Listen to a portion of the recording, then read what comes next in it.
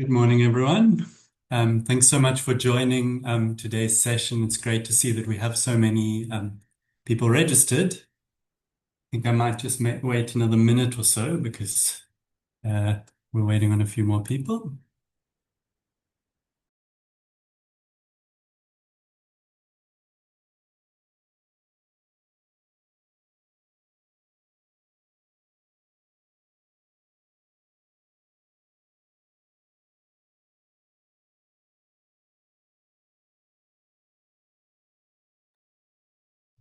Perfect. Yes. Hi, everyone. Welcome to today's workshop, which is part of the Daring Cities 2025 Virtual Forum.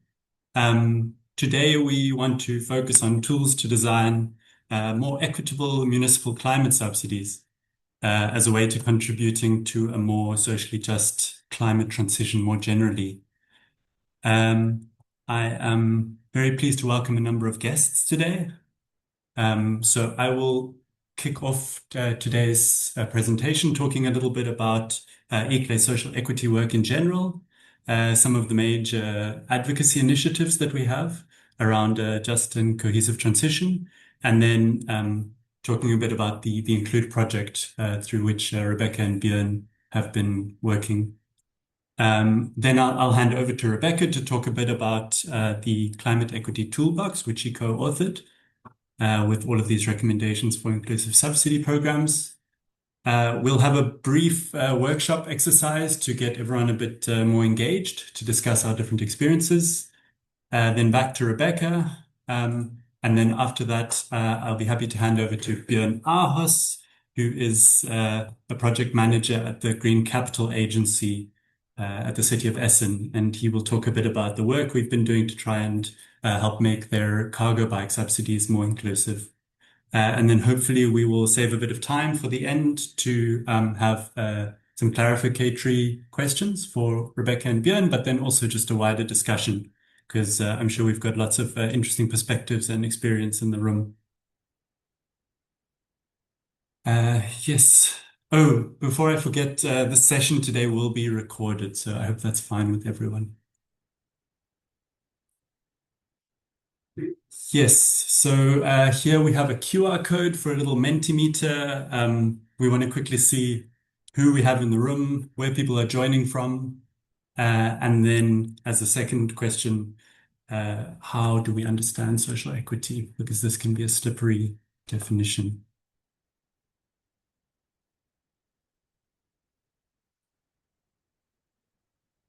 So you can see the link is in the chat as well, and we will share the results shortly as they come in.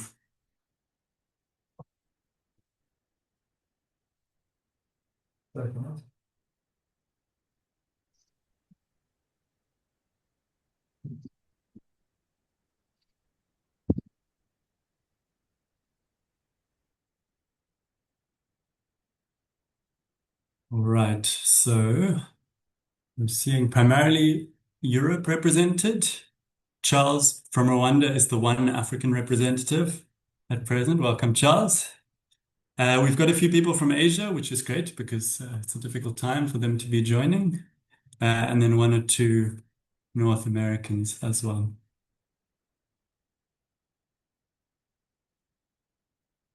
Yeah, maybe we skip to the next question. Okay, now we've got a little word cloud. So as words get reused, they'll get bigger and bigger on the center of the screen. So please, the question, how would you define social equity in your own words? What key topics do you think are related to it?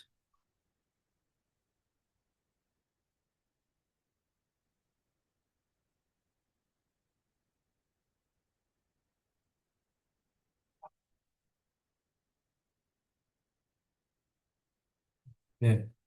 Justice is coming up as very much the most commonly used term. Questions around participation, social inclusion, inclusiveness. Okay, so all of these similar words that sit around social equity. Then we have some more specific concepts like heat stress equality. Okay, so this is obviously a major topic at the moment, especially here in Europe with the ongoing heat waves this summer. Uh, Gender, okay, so we have a different specific demographic considerations there.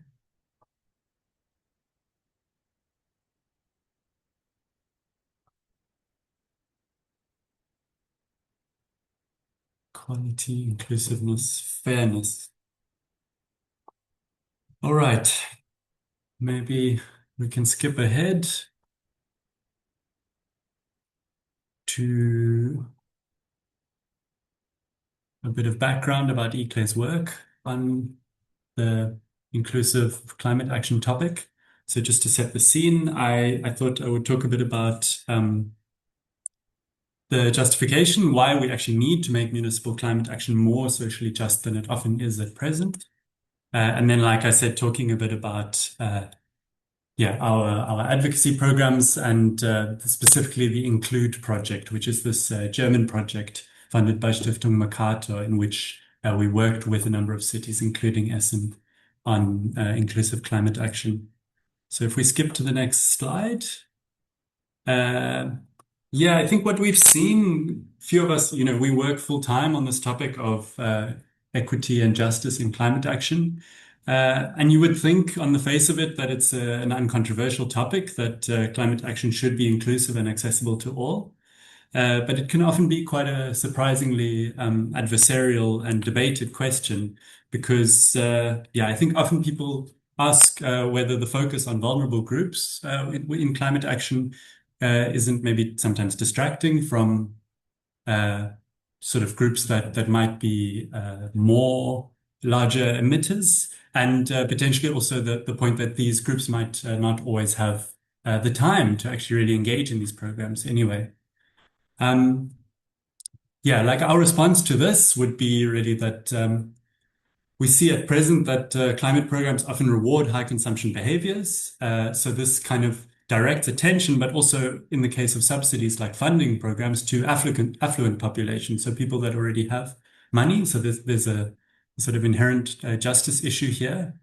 And as we'll see, especially with Rebecca's presentation, programs can often be structured in a way that makes it very difficult for especially low-income households, but also other vulnerable groups to access. And the result of this is that we get this problem called change fatigue, where climate action often feels like a luxury or a privilege, something that's really only relevant for the select few.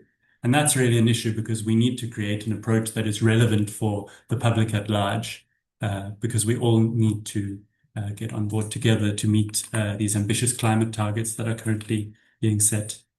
Uh, yeah, this change fatigue can also sideline communities who exactly have these other more day-to-day problems around poverty and exclusion, sort of more urgent worries.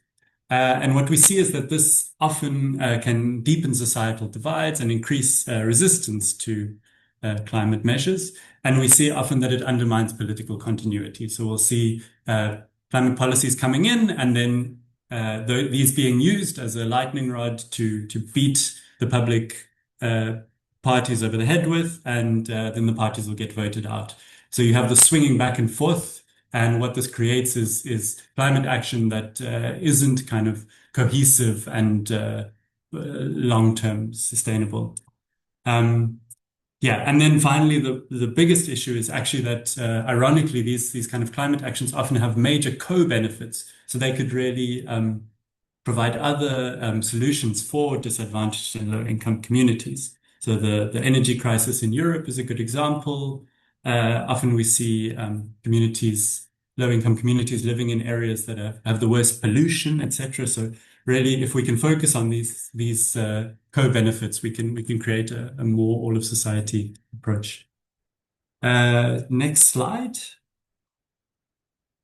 Yeah, so here at ICLA Europe, we regularly develop these advocacy programs every few years, where cities talk about the key needs that they have for sustainable development processes. Last year, we came up with the Aalborg conditions as part of our Sustainable Cities and Towns conference. And this highlighted as the current three major needs that cities have, like the most urgent aspects, are around shared governance and integrated finance. So who will pay for everything and support that they will receive. And then finally, and thirdly, this question of a cohesive transition. So exactly this question of the need for cultural and economic adaptation in the transition to sustainability, creating more participatory approaches that all of society and especially vulnerable communities can benefit from. Yeah, and these conditions are available for all cities in Europe to join. It's just a once-off process to basically make a declaration that you agree with these needs so that we can bring these forward as a part of our advocacy. Then at the global level, next slide, we have the Malmö Commitment, which is an ongoing process where we try to empower local and regional governments to prioritize people and social equity at the core of local sustainable development. Yeah, we have a whole lot of front-runner cities that joined, and we're slowly getting more and more support from all over the world. And this is more of an ongoing process whereby we have regular meetings and events to try and discuss different approaches and provide especially peer learning opportunities for creating more equitable climate action processes. Finally, a brief introduction to, if we skip to the next slide, to the Include project. Yeah, so this is a 3-year project that has been running since 2023, funded by the Stiftung Mercator Foundation. We work with the following 5 German cities, Dortmund, Bonn, Heidelberg, Ludwigsburg, and Essen, to try and create more equitable climate action. So in each case, the city focused on a specific ongoing climate program.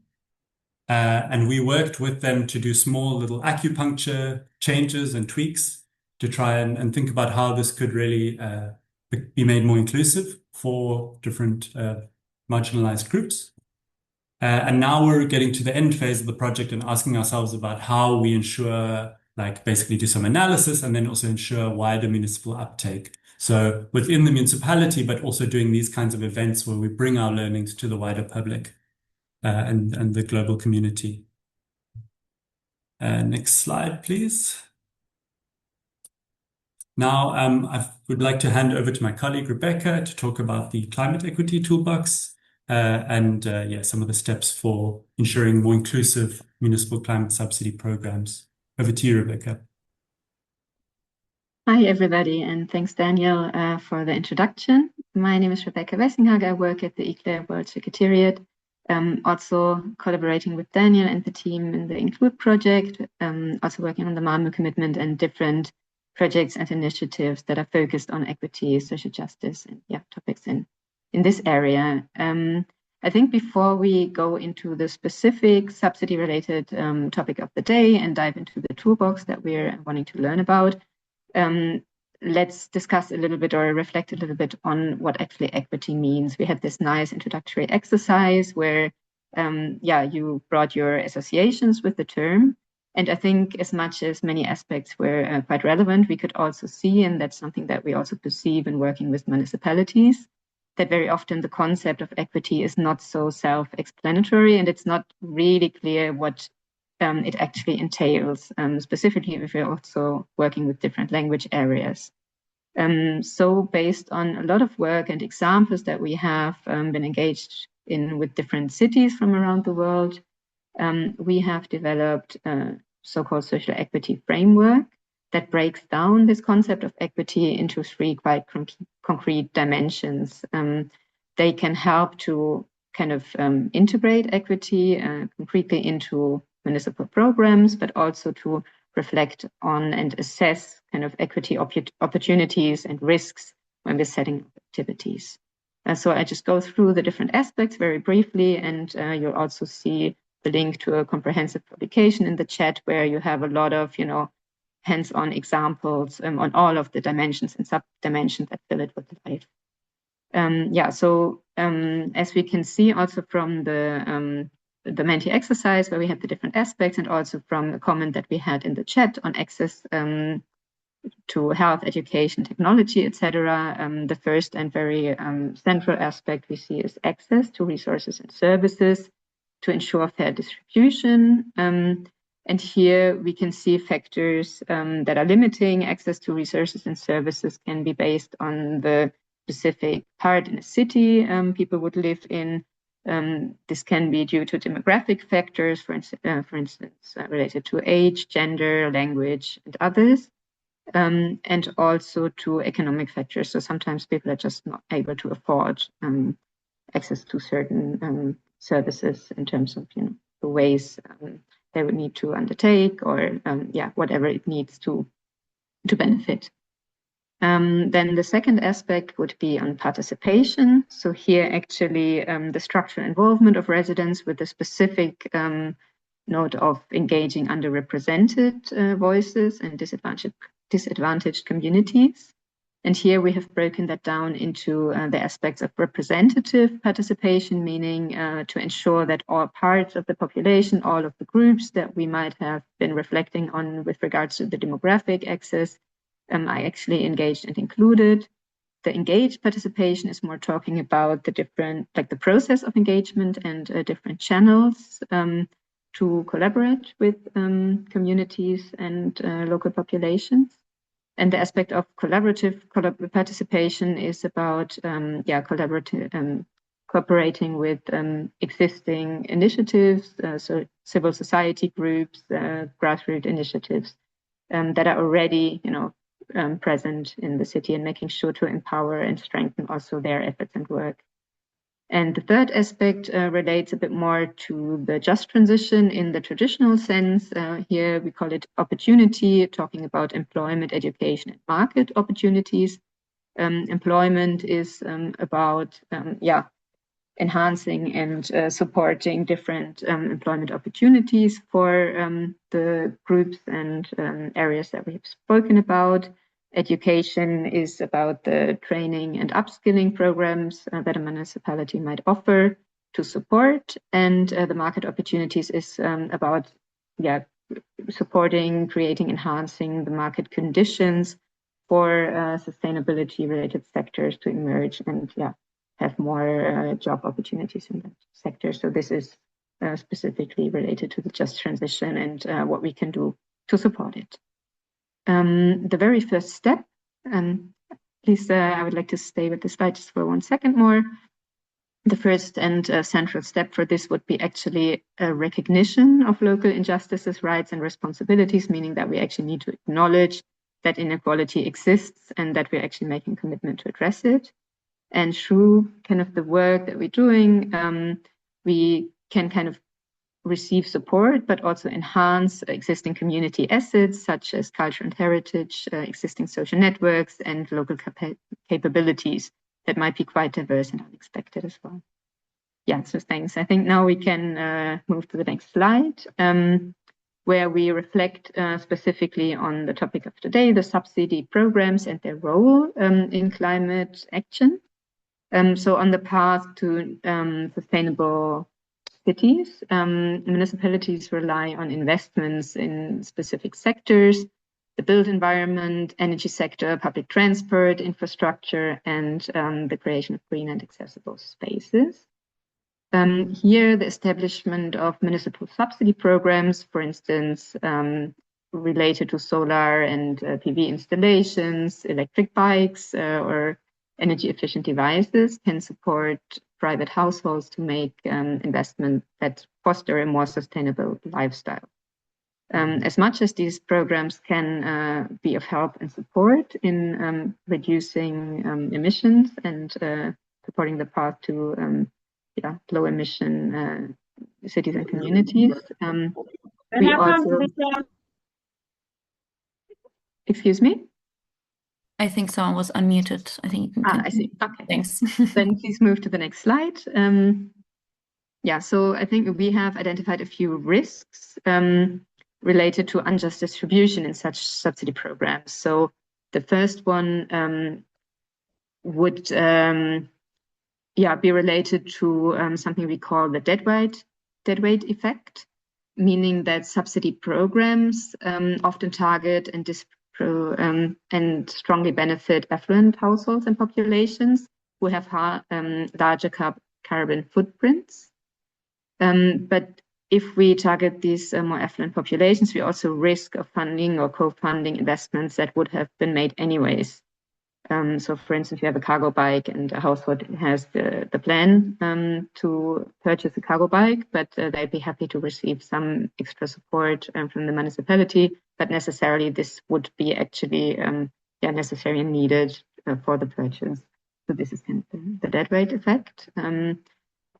Then the second one would be related to complicated application processes, inappropriate program scope, and other structural barriers that often exclude structurally disadvantaged groups. And this can relate again in unequal distribution of public funds and reinforce existing inequalities. And then in response, if we want to design programs with a social equity lens, we actually need to involve diverse voices in program design. So from the start, with the end goal to improve accessibility for underrepresented and underserved groups. Next slide, please. So this is where the climate equity toolbox comes in, where we have in the Include project, as Daniel already mentioned, worked with different cities across Germany on making their municipal subsidy programs related to climate more socially just. And we have identified 4 consecutive steps to develop these programs in a way that they can, along the way, include social justice components. Starting with program outline, where we define goals and scope, and most specifically identify target groups that are relevant for the local context. This is something that we'll focus on in an exercise in the breakout groups that's coming up shortly. So maybe I would already invite you here, as I'm discussing kind of the toolbox and the different steps of setting up municipal subsidy programs, to think about one specific subsidy program that might be relevant for your local context. Maybe you have worked on a specific subsidy program before, or something that you would actually like to see or participate in, but so you can apply in your mind the knowledge a little bit more specifically. That can be building related, mobility related, solar installation related. This is up to you, but maybe you, either note that down or think about a specific subsidy program already, which we can then later use for the discussion. The next step would be program design. So actually establishing and improving target group specific funding guidelines to address the existing accessibility challenges that we'll identify for the target groups. The next step would be program rollout and communication, because if nobody knows about a program, people would also not, or nobody can apply.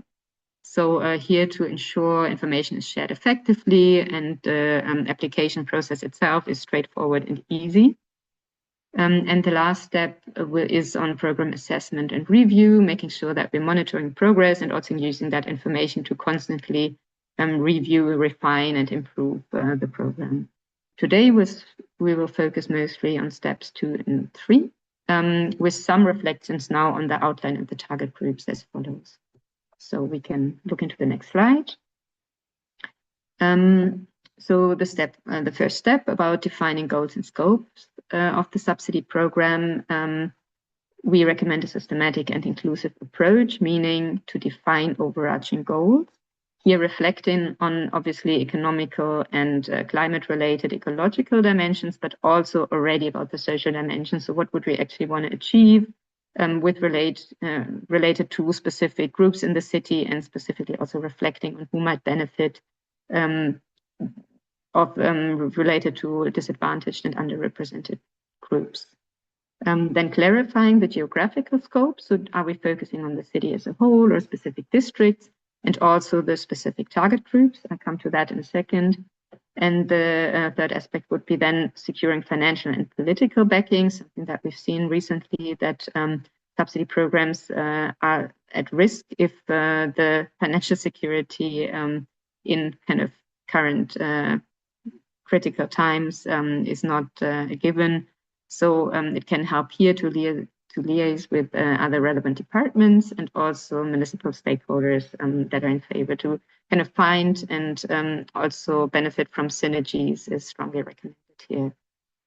So here we can explore specific leverage points for adding social justice lens.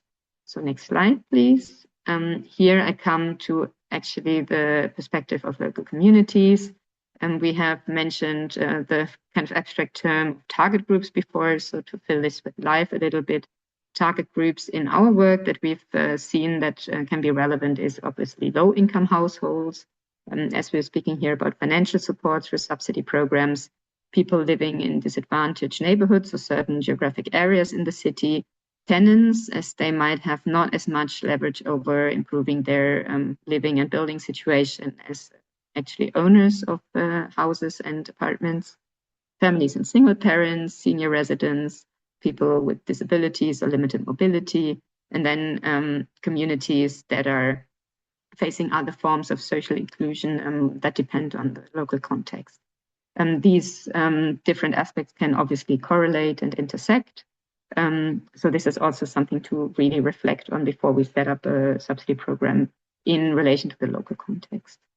Challenges that we have seen that might hinder accessibility for these groups might be inadequate infrastructure or lack of access to services, increased burden through complex administrative processes. So having a simple application process is something that's very strongly recommended here. A challenge to provide prepayment, as very often these subsidy programs work in a way that participants are asked to pay upfront and then get reimbursed later. Then there's a point in uncertainty regarding deduction from social security payments. So it could be that the payment for the subsidy is counted as income. There is insecurity here. And then general lack of technical knowledge and awareness, for instance, with regard to solar installations. I'm not sure how this actually works, and that might hinder me of actually taking the step and participate. It's recommended to gain a thorough understanding at the first step of kind of the local needs, the relevant groups, through active collaboration, multipliers who working with local communities. And this is where now our first exercise comes in. So we're moving now towards a breakout exercise where we'll discuss in small groups about like relevant target groups and potential barriers, and also what we can do to solve and support and address the challenges. So thanks for now. Handing back to Daniel, and sorry for being a bit over time.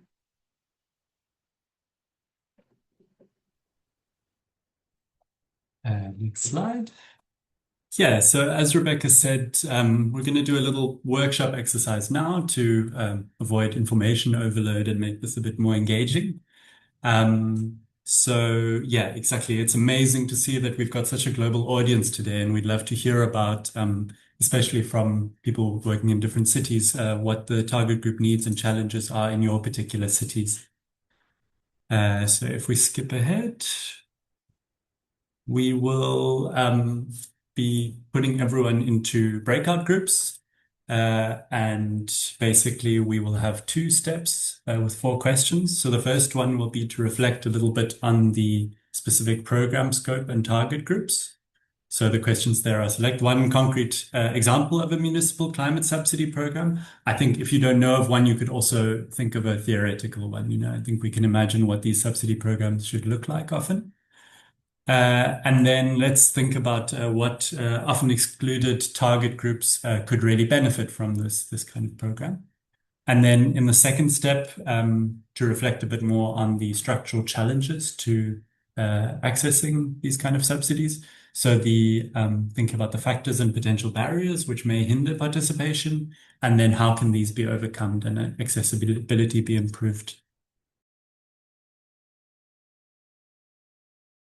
Been a lot of interesting presentations here, and maybe we can use the opportunity afterwards to share a little bit and discuss, hopefully also potentially via email. I can talk a little bit about group 1. So we didn't necessarily answer the exact question. We didn't reach the point about overcoming the barriers, but we certainly had some interesting presentations from Kenya and Nepal and Georgia. And here the discussion was on, a lot of different things. We saw the kind of identification of groups, that it's not just about low-income households, but often, in the case of biogas in Nepal, that there's support for seniors and for ethnic minority groups.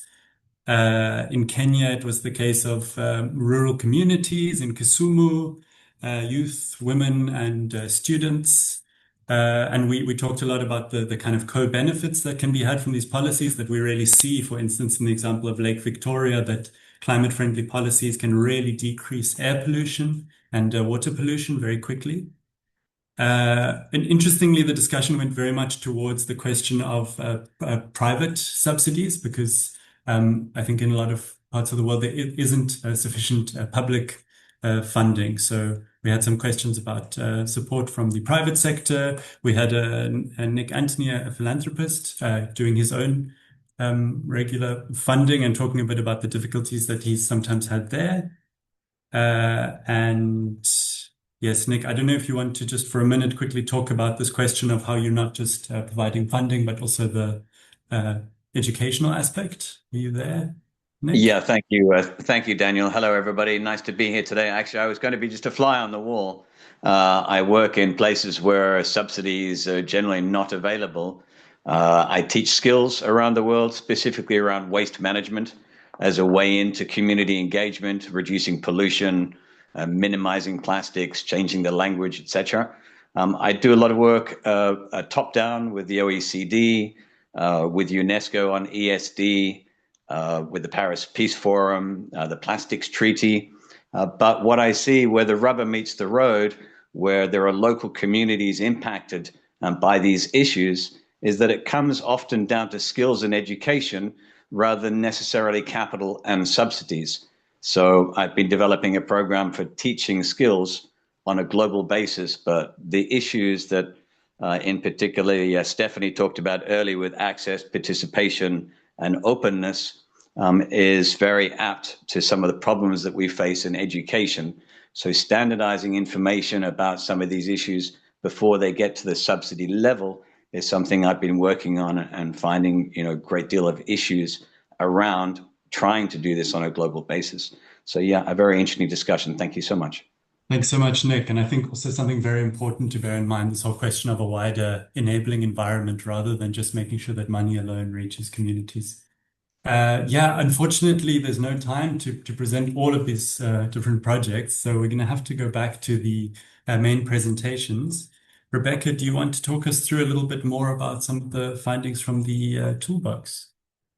Yes, thank you so much. But maybe just let me have a very slight reflection moment to say how great it is that you were able, in the larger context, to relate all your different programs and projects and ideas to this overall kind of approach and question of equity and how to engage that. We have heard about different target groups. So in our group, it was not only about low income households, it was also about seniors, and you all shared kind of the different aspects. I think the co-benefits is just something that I wanted to relate, and that maybe brings everything together that we've been talking about, that we don't think individually about different goals. So not only thinking about climate action, about waste management, but also thinking about social aspects together. So I think the co-benefits is something that is also something that has kind of been with us in developing the toolbox and the subsidy related steps. To bring us back now into kind of the toolbox, and specifically, you remember before the breakout exercise that we've seen and have listed some of the potential accessibility challenges that might prevent certain target groups from participating in programs. I think many of those might not just be related to subsidy programs, maybe the financial ones in terms of the prepayment are, but others, in terms of application processes and others, can be reflective of larger issues. I run us very, very quickly into some design and communications related options to address these accessibility challenges. So we'll hear then in more detail and very applied from Björn from the city of Essen in a bit how they have actually underwent a revision of their subsidy program to make it more socially just. But before, I'll just reflect quickly on kind of how to integrate a social component in funding guidelines of subsidy programs. There can be, different financial and funding related models like staggering of the funding amount, prioritization of underrepresented groups in the approval process, or specific quotas in the overall funding volume. Another way is to describe it as dedicated funding pools for certain, groups or geographic areas. There can also be exclusive or targeted funding of a group, and in addition, also advisory and specifically service offers can be part. If we, for instance, speaking about subsidizing cargo or electric bikes, also maintenance can be something that can be covered by such a program that really helps for groups that can't afford this aspect to have lasting benefit. Complexity is something where proof of eligibility, or to be phrased in another way, if we have broken down the project into 4 specific groups, the proof of eligibility comes in, and here programs become or might become more complex. But if we build on existing structures, also something that we hear from Essen, we can again make this simpler for both the municipality setting that up and also the participants. Simplifying the application process is something that I think is very critical, and then rethinking the monetary contributions. There are different models, like the municipality being in direct touch with the service provider, for instance, that we can apply here. Going to the next slide, I show you here quite a complex and detailed graphic that brings together in different steps all these aspects. I wouldn't go into this now in complete detail.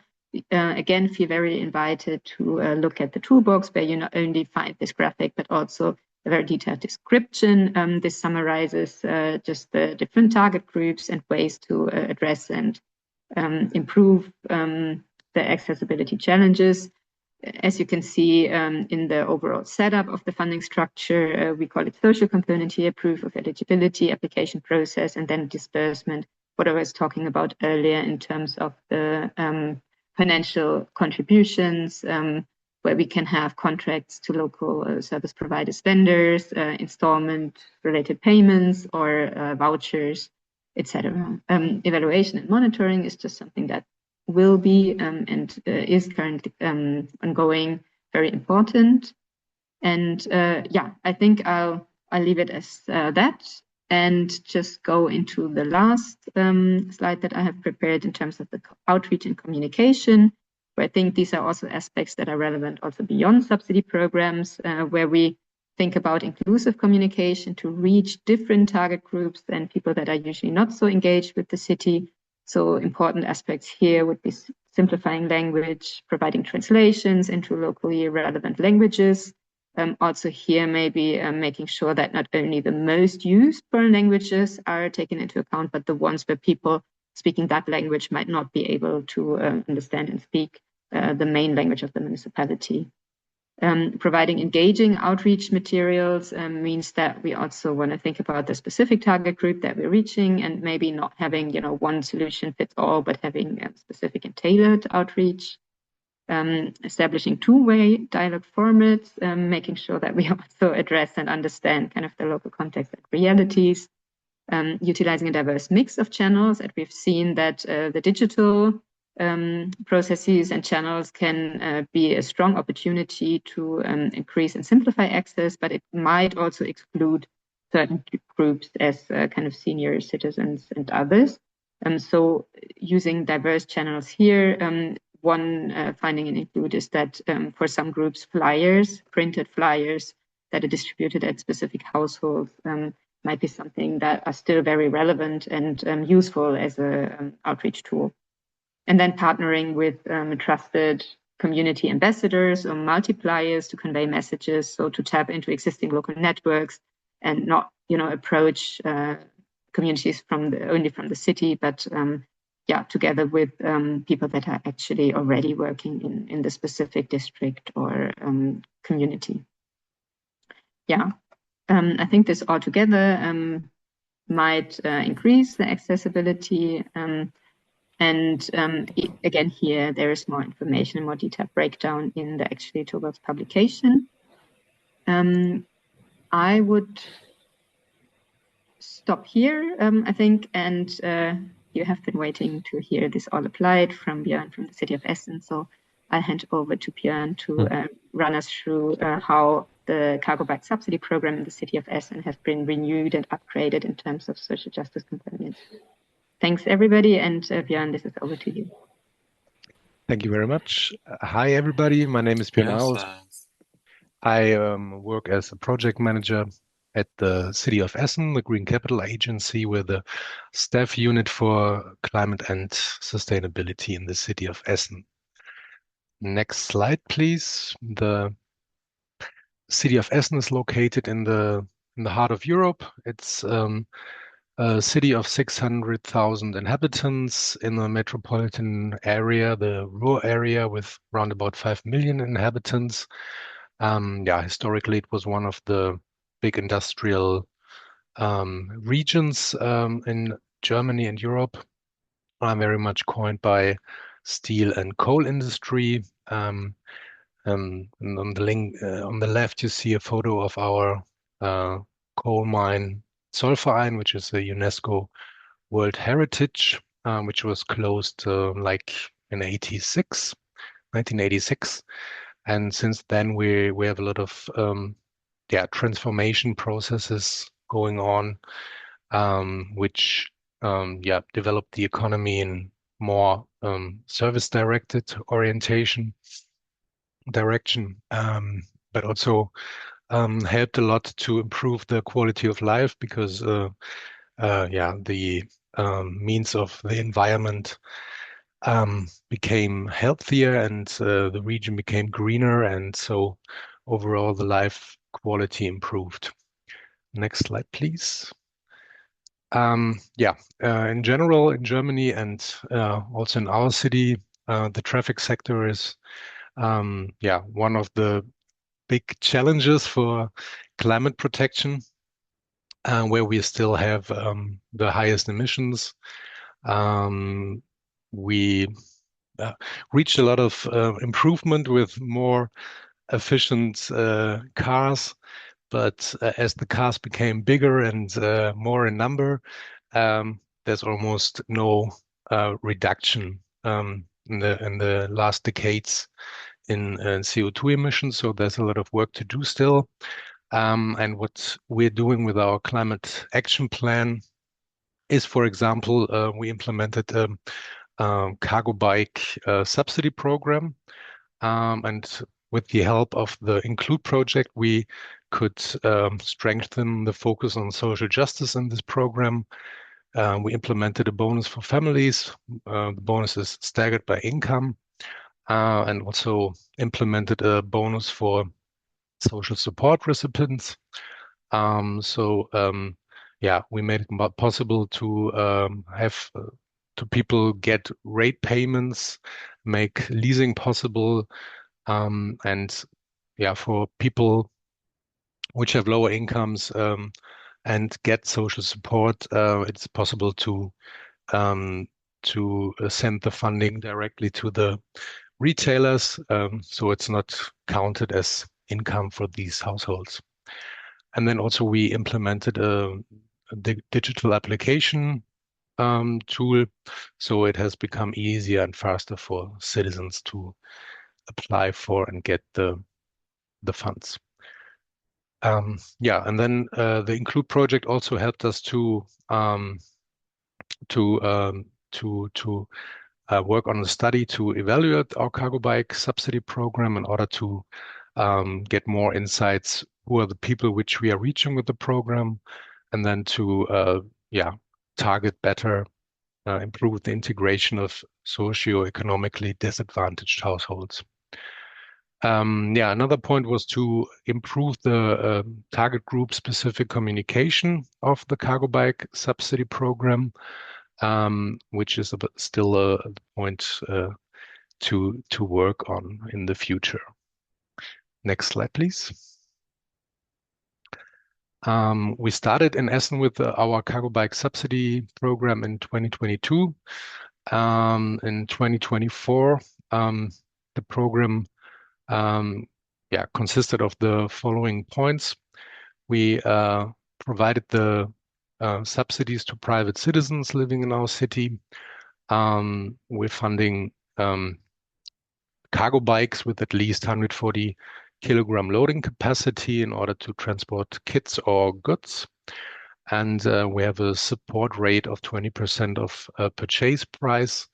So in 2024, it was possible to get up to 800 euros of support or 200 euros for a bike trailer. And people receiving the subsidy have to use the bike for at least 36 months of expected useful life. And people have to provide some documents, of course, to prove they are citizens of a city.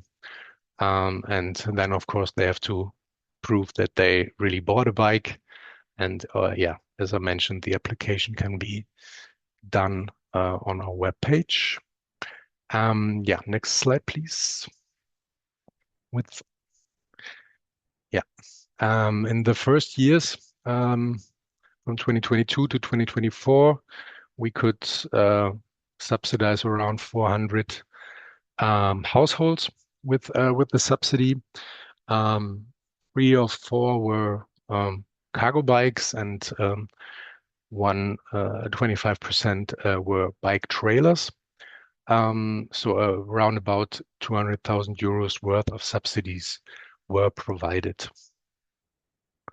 The biggest part of the bikes are bikes that are actually purchased, and only a smaller fraction are leasing bikes. Next slide, please. So here you see a map of our city, and you can see that in the southern part we have a lot of postcode areas where the biggest number of subsidized people can be found. And the southern part is the more affluent, richer part of the city. There was the impression, and also the political debate, that we have a lot of dead weight effect, that we actually are subsidizing households that not so really much need the subsidy. Therefore the question of social equity should be focused on more. Next slide, please. And that was where the Include project helped us very much. So they provided us research on different European but also North American cities that provided these type of bike subsidies and helped us get the best insights of the best working models. And so we could improve our subsidy guideline. This year implementing a new guideline that focused much more now on families and low income households, where we raised the support rate up to 30% of the purchase price. We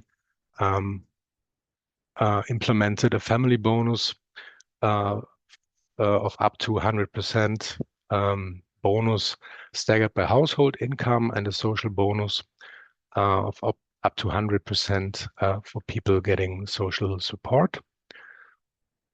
Next slide, please.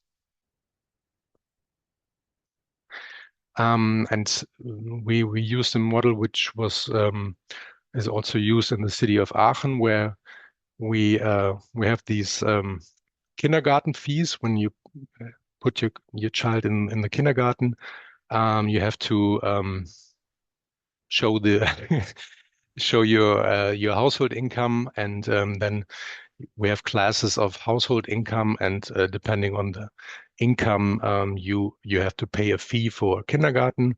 So low income households pay less, and more affluent households pay more for the kindergarten. And we use this system to these classes of income to evaluate how much a family should get of additional support, of bonus.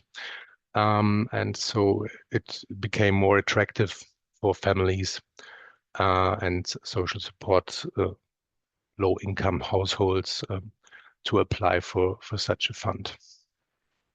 Next slide, please. So to wrap it up, the Include project helped us a lot by doing very important research for equity-based solutions for cargo bike subsidy schemes, and yeah, provided us case studies from different cities.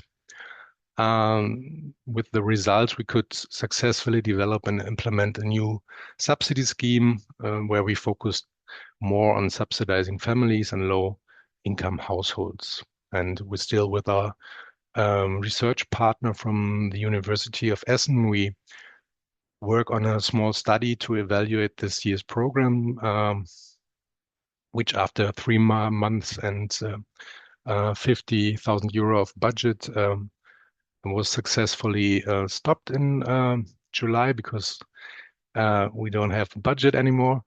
So now we're looking into which people were actually funded, which kind of households, to get some more insights for the further development in order to subsidize maybe next year only low-income families and households. And to achieve that goal, we also want to target the communications more by visiting building education institutions like schools and kindergartens to proactively address these target groups. Yeah, in general, we have challenging times also in our cities in Germany because in general, the political debate, climate measures are in the defense. And on the other hand, we have a lot of budgetary constraints where a lot of cities have budget deficits. So for these kind of measures, we have to fight a lot to keep them running. And our general recommendation would be to focus subsidy programs on those households that really need support in order also to improve acceptance to achieve a just climate transition. So far from me. Thank you very much for listening.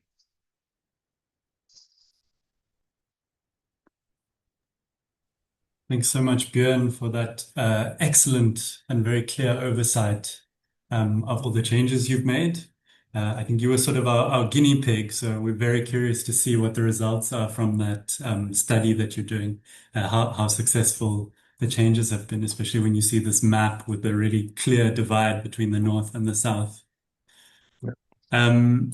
I wanted to give the opportunity to the audience to ask, are there any questions for Rebecca or for Björn based on their presentations?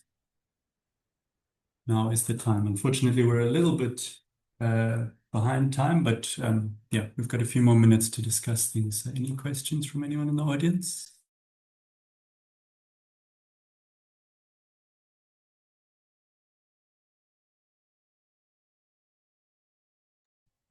Very welcome to also add questions in the chat if you don't feel comfortable speaking. There's a raised hand from Asani. Hi, Asani, go for it.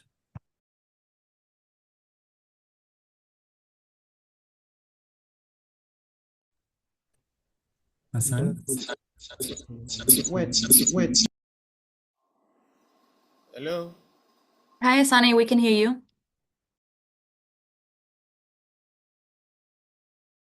Network issues from my end in Nigeria, but my question is to the last speaker that spoke from Essen. I want to know if there is any plan for countries in Africa, like a country like mine, like a country like Nigeria. Is there plans for a country like Africa like Nigeria? If there's any plan for Nigeria, my country. Hello? Hope you heard me.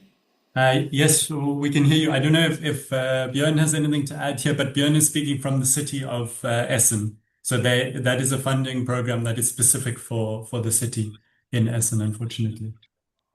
Okay. Yeah. Yeah.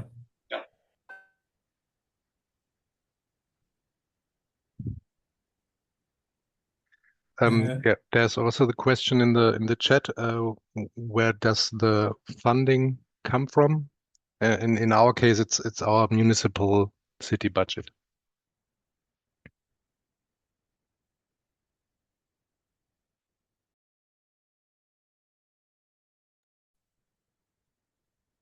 All right.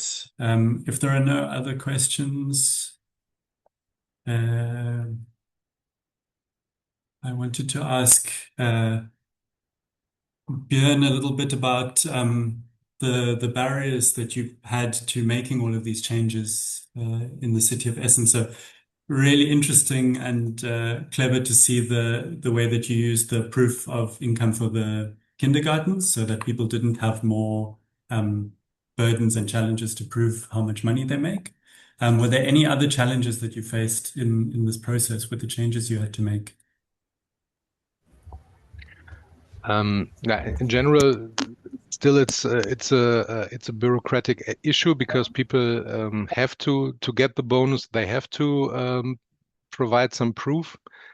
So yeah, it's yeah, it would be also a goal for the future to yeah, to have these kind of subsidies with less bureaucracy.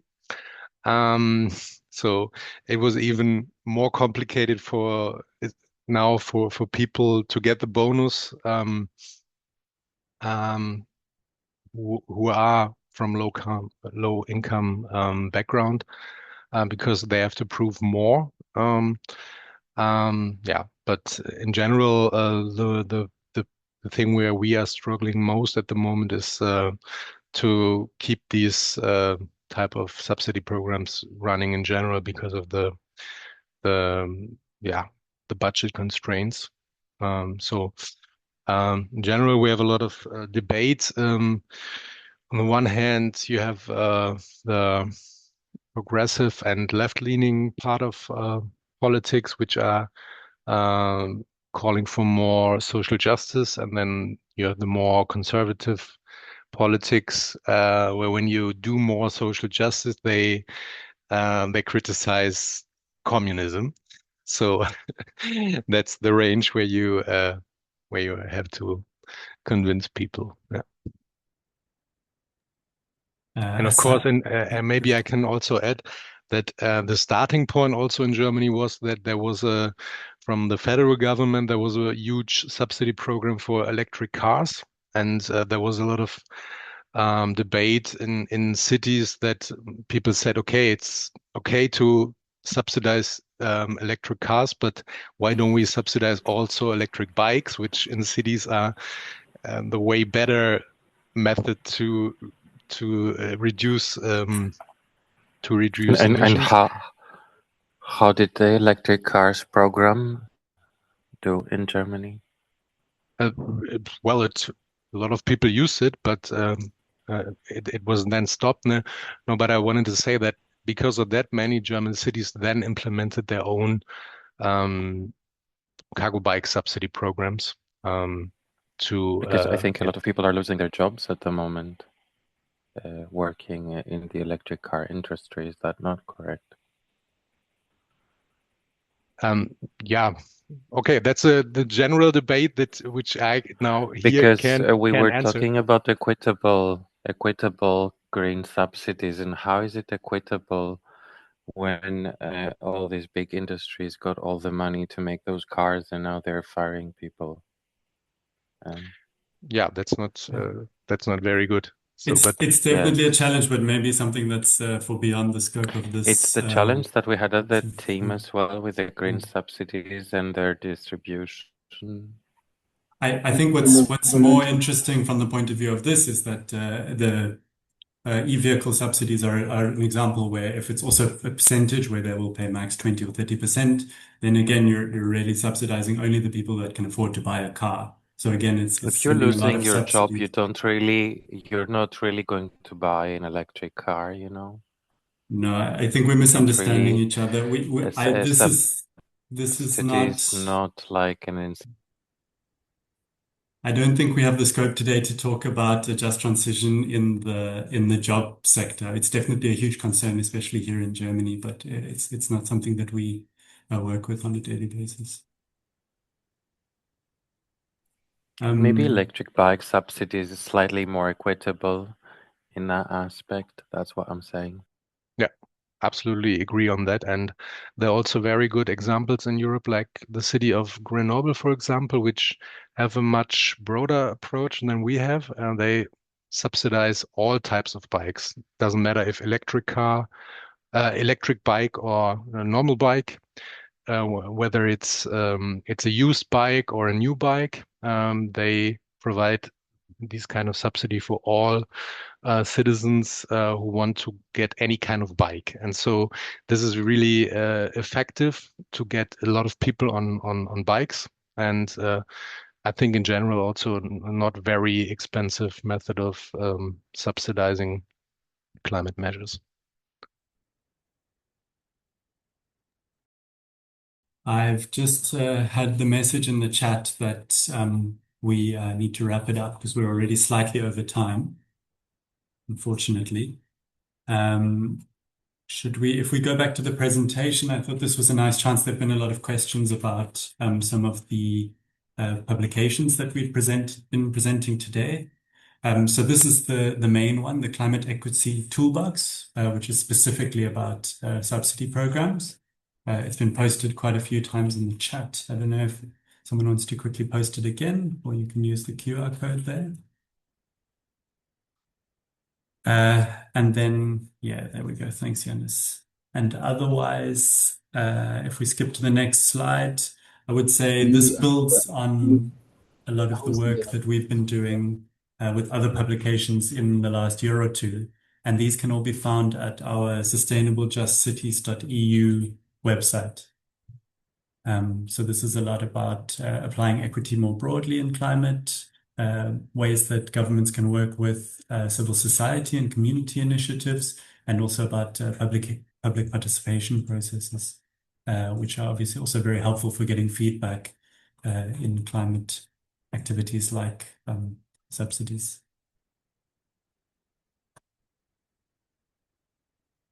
Yes, last point, just that we have another webinar as part of the Daring Cities series straight after this at 6 o'clock. And here we will explore how local and regional governments are leveraging technology to advance climate goals. So this is from improving data access for better decision making in municipalities and to also using innovative planning tools and innovative real-time energy management systems. So if anyone is interested in this side of climate, which is maybe very different to what we've been discussing now, yeah, please stay put and sign up for that. Thanks so much.